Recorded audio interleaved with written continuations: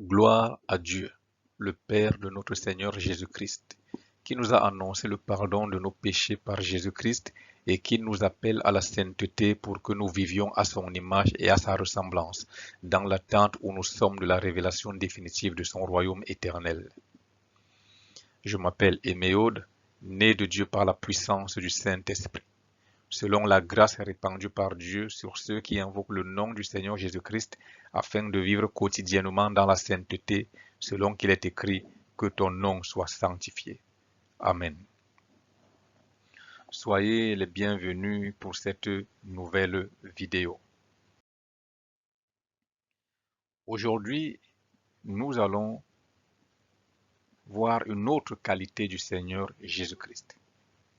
Le Seigneur est franc dès le départ.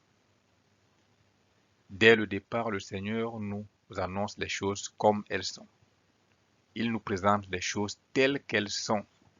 Pourquoi le fait-il? Il le fait afin que chacun de nous s'engage à le suivre en connaissance de cause et que personne ne dise plus tard « je ne savais pas que ce serait si difficile, je ne savais pas qu'il y aurait autant de luttes, je ne savais pas ». Oui, le Seigneur Jésus-Christ présente les choses dès le départ telles qu'elles sont, afin que nous nous engagions en connaissance de cause. Beaucoup de personnes confessent la foi en Jésus-Christ sans savoir en quoi consiste la vie de Christ, en quoi cela consiste de suivre le Christ. Et plus tard, lorsqu'elles traversent des moments difficiles, soit elles retournent dans le monde, soit elles ne comprennent pas du tout ce qui se passe, car elles ont reçu un faux évangile, ou alors elles-mêmes se sont trompées dans leur cœur en croyant que l'évangile était tout sauf ce que l'évangile n'est pas en vérité. Lisons dans Luc 14, verset 28 au verset 29. Car lequel de vous, s'il veut bâtir une tour, ne s'assied d'abord pour calculer la dépense et voir s'il a de quoi terminer, de peur qu'après avoir posé les fondements, il ne puisse l'achever et que tous ceux qui le verront ne se mettent à le railler en disant « cet homme a commencé à bâtir et il n'a pu achever ». Parfois, on peut entendre des gens murmurer en disant « regardez, il se dit chrétien, mais voyez sa vie.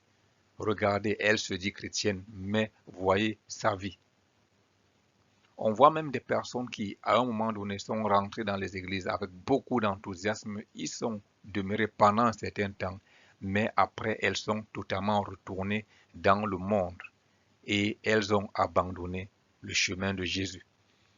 Pendant les sorties d'évangélisation, je rencontre souvent des personnes qui disent « mais tu sais, moi aussi, à un moment donné, j'étais à l'église, je faisais ceci, je faisais cela ». D'autres vont même jusqu'à dire, après avoir dit ceci, après avoir dit qu'elles ont eu leur temps dans les églises, elles ont lu la Bible, elles ont prié, d'autres finissent par dire que finalement, elles se sont rendues compte que toutes ces choses ne servent à rien et que ce n'est qu'une simple manipulation de masse. Elles disent la religion, c'est l'opium du peuple. Elles le disent de manière explicite, mais d'autres ne le disent pas, mais leurs pensées ne sont pas loin de cette position-là. Pourquoi? Parce qu'elles ont eu dans leur esprit une présentation de l'évangile de la vie en Jésus-Christ qui n'est pas selon la vérité. S'engager dans la foi en Jésus-Christ nécessite de réfléchir et de savoir si tu es prêt, si tu es prête à aller jusqu'au bout, si tu es prêt, si tu es prête à souffrir pour le nom du Seigneur Jésus-Christ. Et ici, dans ce passage, c'est Jésus lui-même, le Maître, qui parle. Lequel de vous, s'il veut bâtir une tour, ne s'assied d'abord pour calculer la dépense et voir s'il a de quoi terminer?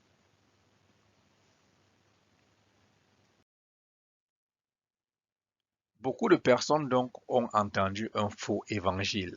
Il est écrit dans Éphésiens 4, verset 2, « Si du moins vous l'avez entendu, et si, conformément à la vérité qui est en Jésus-Christ, c'est en lui que vous avez été instruits. » Si du moins vous l'avez entendu, premièrement, et si conformément à la vérité qui est en Jésus, c'est en lui que vous avez été instruits. Les faux nouveau-nés sont encore attachés au monde, aux gloires de la chair et à leurs propres ambitions. On ne peut naître du Saint-Esprit et aimer le monde, aimer les gloires de la chair, vivre pour ses propres ambitions. Ce n'est pas toi qui détermines jusqu'où tu dois t'impliquer dans ta marche avec Jésus-Christ. C'est Jésus-Christ qui fixe les standards. Tu acceptes ou tu refuses. C'est à prendre ou à laisser. J'entends les gens dire « je vis ma foi à ma manière ».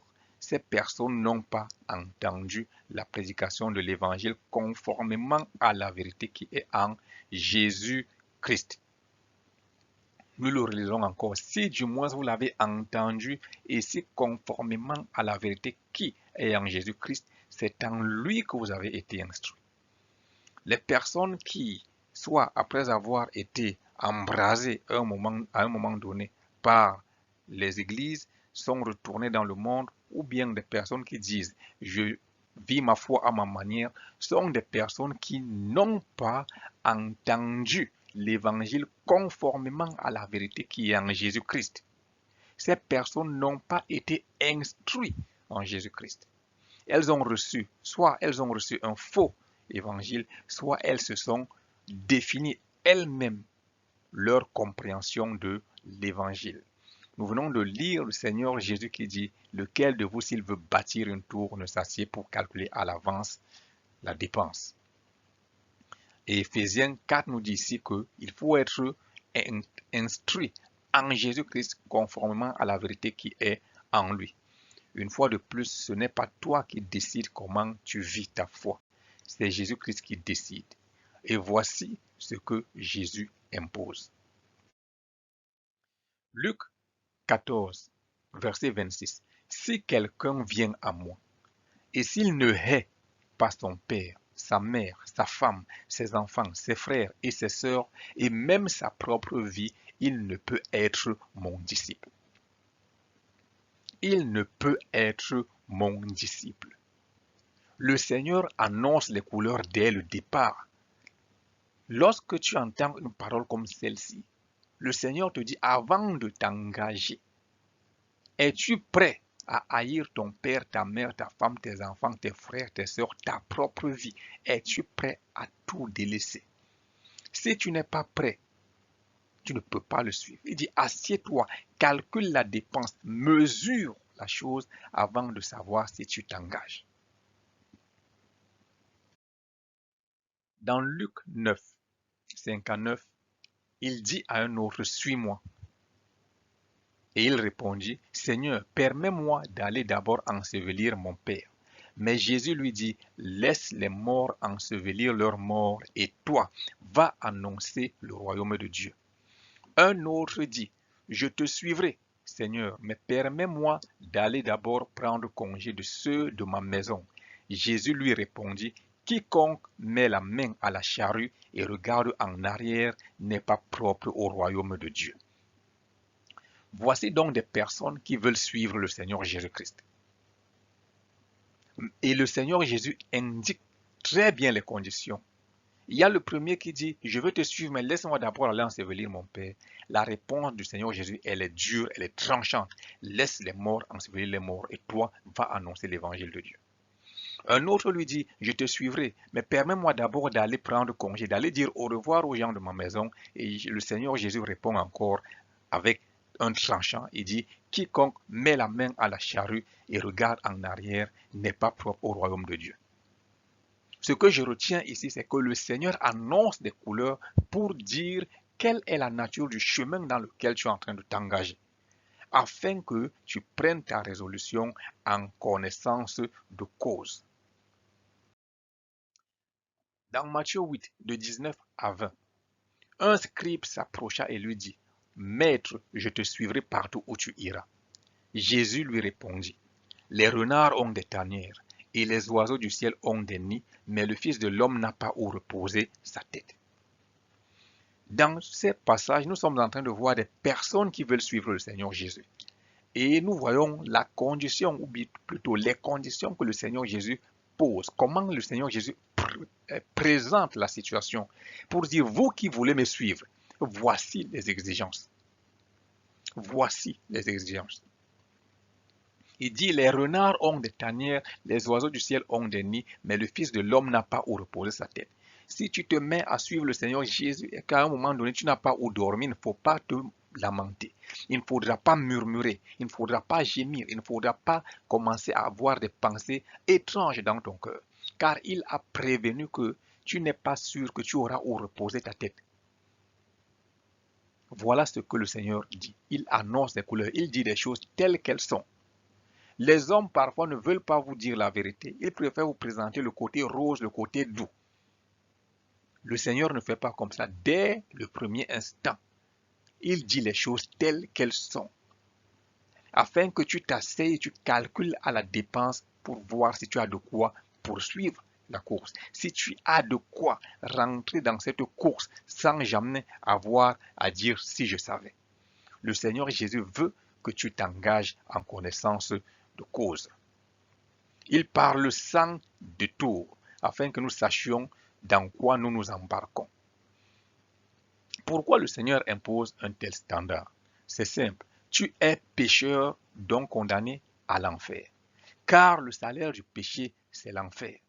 Mais Dieu a tant aimé, il t'a tant aimé qu'il a donné son Fils unique afin que si tu crois, tu n'ailles pas en enfer, mais que tu aies la vie éternelle.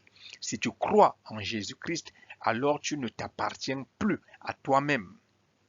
Ton rachat coûte un trop grand prix. C'est ce qui est écrit dans 1 Corinthiens chapitre 6, verset 19.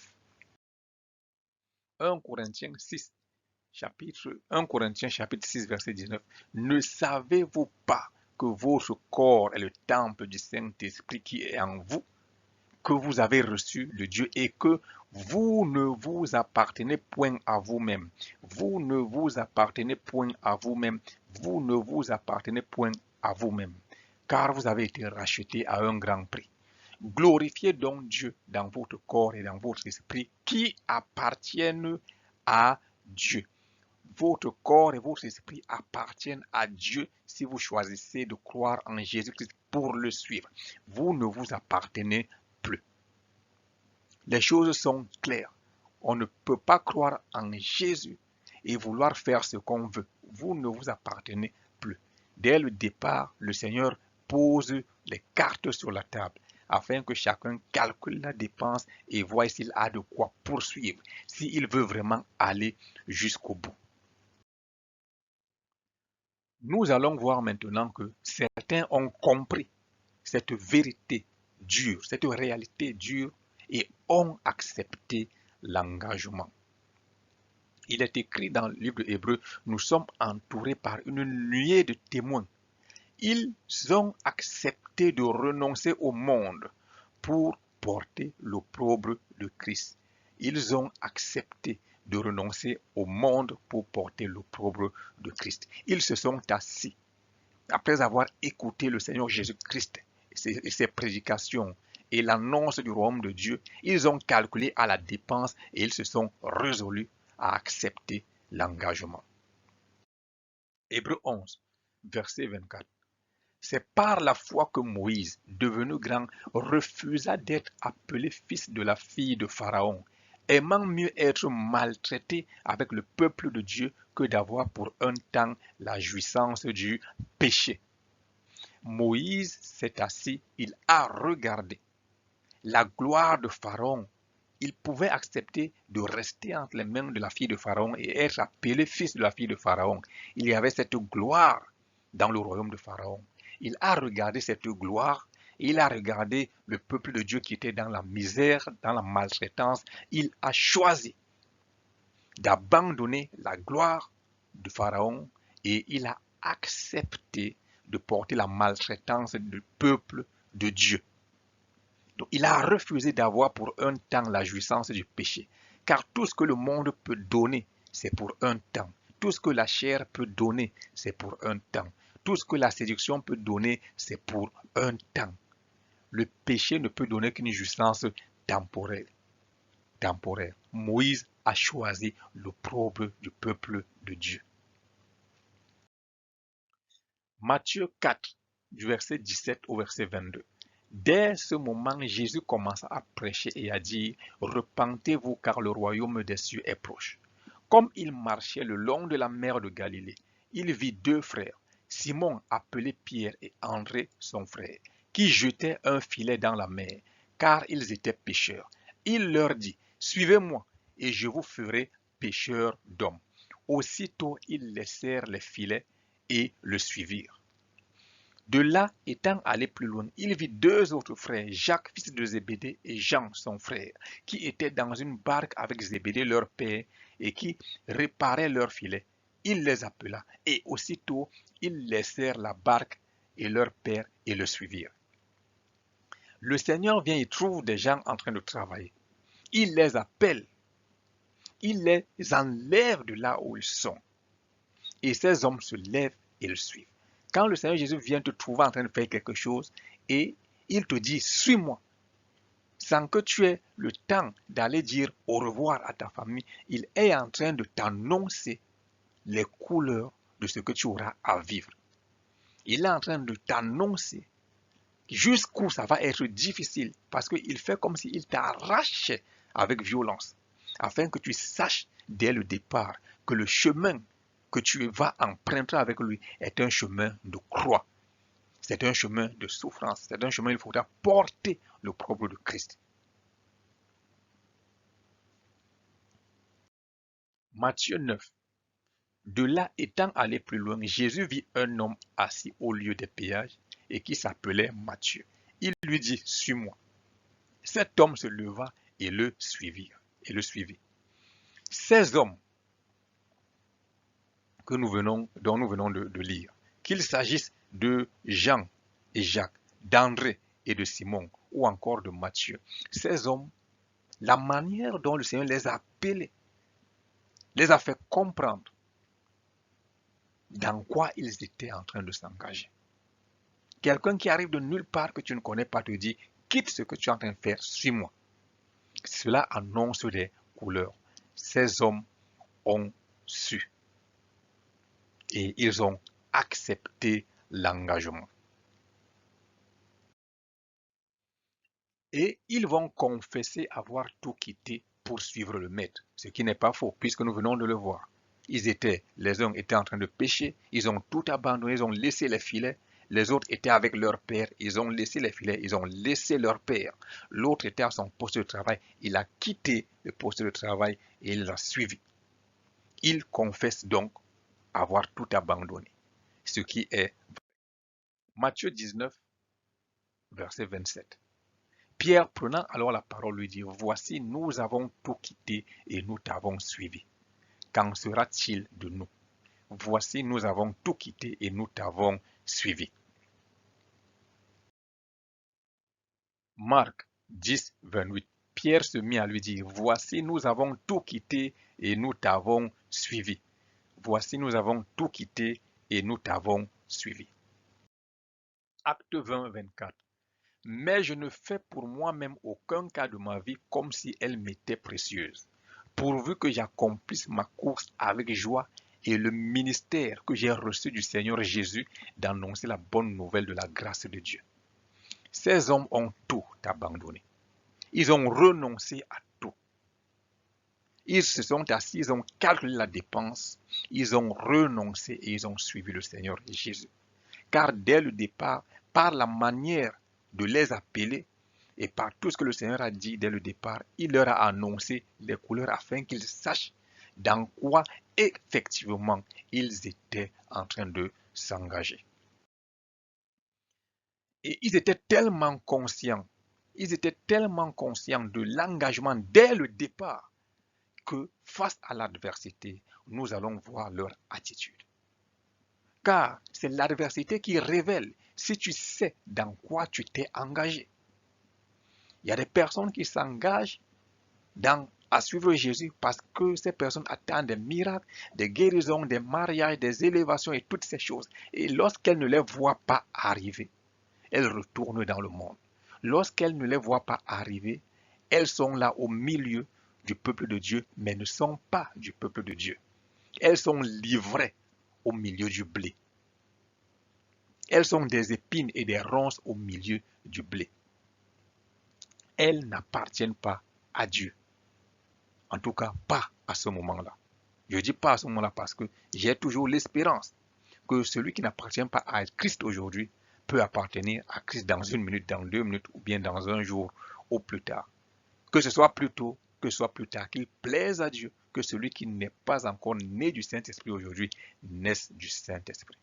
Alors, devant l'adversité, Jean chapitre 6, verset 68, Simon-Pierre lui répondit, Seigneur, à qui irions-nous? Tu as les paroles de la vie éternelle. À qui irions-nous? Tout le monde vient de fuir le Seigneur Jésus-Christ. Toutes les personnes qui ne se sont pas assises pour calculer à la dépense afin de savoir si elles peuvent véritablement s'engager à suivre Christ malgré tout. Toutes les personnes qui n'ont pas fait ce calcul arrivent ici et fuient et abandonnent le Seigneur Jésus. Mais Simon-Pierre et les autres vont rester. Et Jésus va leur demander, et vous, vous ne partez pas? Ils diront, Seigneur, à qui irions-nous? Ils ne sont pas surpris parce qu'ils ont calculé à la dépense. Ils ont calculé à la dépense. Et même plus tard, lorsqu'ils vont s'enfuir, après qu'on ait arrêté le maître, ils reviendront. Car parfois, on fait un geste parce que sur le coup, on est choqué, on est traumatisé, on agit sans réfléchir. Mais plus tard, quand la brusque frayeur passe, on revient à soi et on retrouve sa lucidité. Donc, Pierre dit, à qui irions-nous? Tu as les paroles de la vie éternelle. Dans Acte 21, verset 13, alors il répondit, que faites-vous en pleurant et en me brisant le cœur? Je suis prêt non seulement à être lié, mais encore à mourir à Jérusalem pour le nom du Seigneur Jésus. Voilà un homme qui, devant l'adversité, la mort l'attend et il dit qu'il n'a pas peur de mourir. Et ses frères, ses autres frères en Christ qui essaient de le dissuader de ne pas aller à Jérusalem, il dit, mais en faisant cela, vous me brisez le cœur. Voilà un homme qui montre qu'en s'engageant pour suivre Christ, il avait compris par révélation dans quoi est-ce qu'il s'engageait.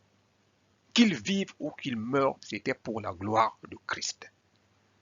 Qu'il vive ou qu'il meure, c'était pour la gloire de Christ. Il savait dans quoi il s'engageait.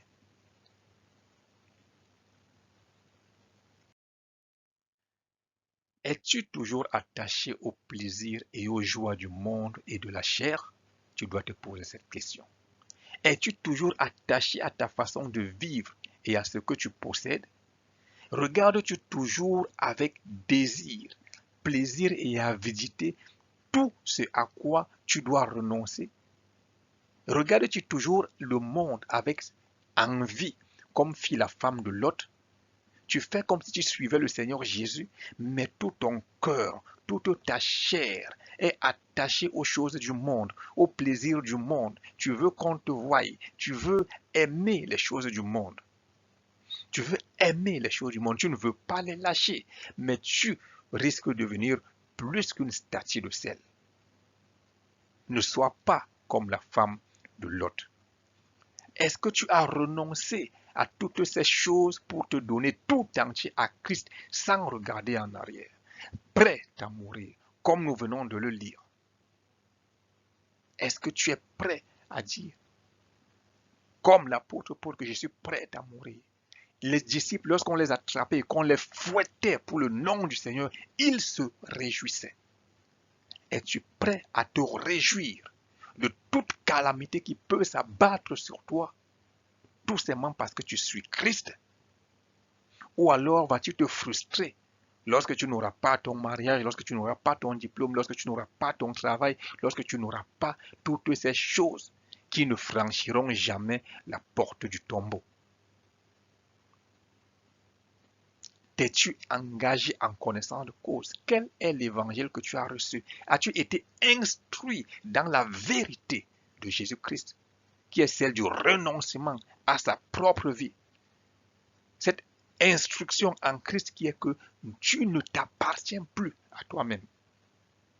Et tu n'as pas le droit d'aimer ce que Christ n'aime pas. Tu n'as pas le droit d'aimer le monde et les choses du monde. Car celui qui aime le monde est ennemi du Père. Tu dois te poser la question. Car Jésus dit, ainsi donc, quiconque d'entre vous ne renonce pas à tout ce qu'il possède ne peut pas être mon disciple. Quiconque ne renonce pas à tout ce qu'il possède ne peut pas être mon disciple. Si tu ne renonces pas au monde, tu ne peux pas être disciple de Christ. Si tu ne renonces pas à la chair, tu ne peux pas être disciple de Christ. Si tu ne renonces pas à tes ambitions personnelles, tes ambitions cachées, tu ne peux pas être disciple de Christ.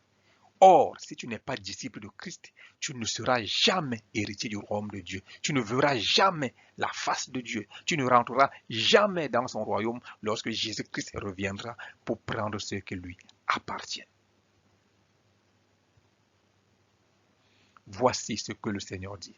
Quiconque d'entre vous ne renonce pas à tout ce qu'il possède ne peut être mon disciple. Il dit, quiconque met la main à la charrue et regarde en arrière n'est pas digne du royaume de Dieu.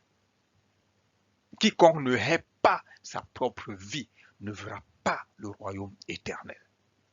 Dès le départ, le Seigneur Jésus annonce les couleurs afin que toi, mon frère, toi, ma soeur, tu saches dans quoi tu t'engages.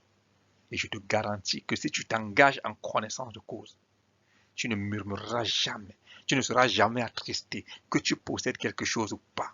Que Dieu t'ouvre une porte ou bien qu'il la laisse fermer. Que ce soit les choses qui t'arriveront. Si tu sais dans quoi tu t'engages, si tu as été instruit selon la vérité qui est en Christ Jésus, comme nous venons de le lire dans Éphésiens, si c'est selon la vérité qui est en Christ Jésus que tu as été instruit, si tu n'as pas été trompé par un faux évangile, ou si tu ne t'es pas trompé toi-même en te donnant ta propre conception de l'évangile, mais si tu as reçu l'évangile de Jésus-Christ selon la vérité de celui qui te dit les choses dès le départ, comme elles sont, afin que tu prennes conscience et que tu t'engages en conséquence.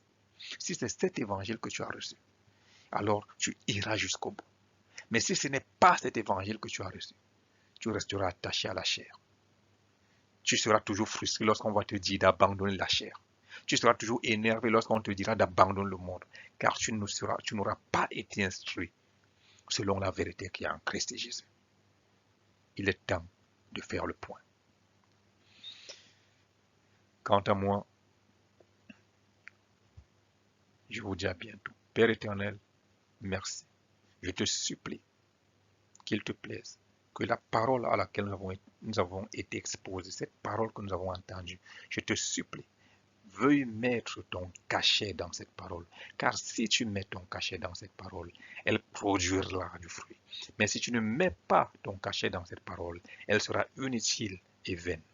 Père, je te supplie, mets ton cachet dans cette parole au nom du Seigneur Jésus-Christ, afin que ceux qui n'ont pas encore cru croient par la puissance du Saint-Esprit, et afin que ceux qui ont déjà cru, ô Dieu, par la puissance du Saint-Esprit, soient repositionnés dans la foi pour te servir selon la vérité qui est en Christ Jésus. Amen.